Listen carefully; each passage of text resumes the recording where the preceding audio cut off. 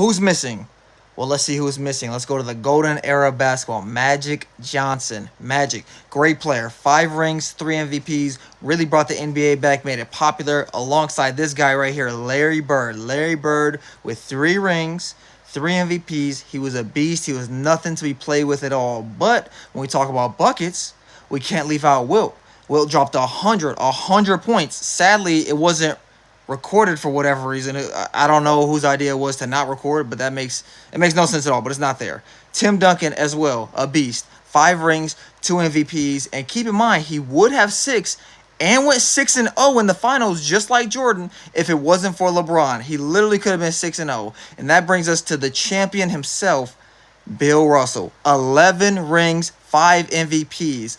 Obviously, his generation doesn't have the skill this generation does, but he's still a beast. And Shaq, you can't forget about yourself. You have 4 rings and an MVP as well. They called you the most dominant player of all time, and you play with Kobe.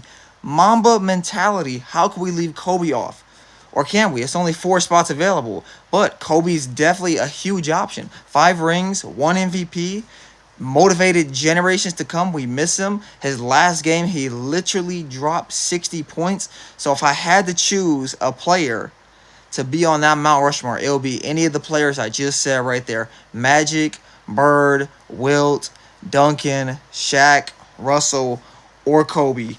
Any of those. And honestly, you could probably name a few more, but obviously when you get to the top, the best of the best, you have to nitpick. It comes down to points, stats, rings, MVPs, literally everything. So it's kind of tough, but if I had to choose, that would be where I would start.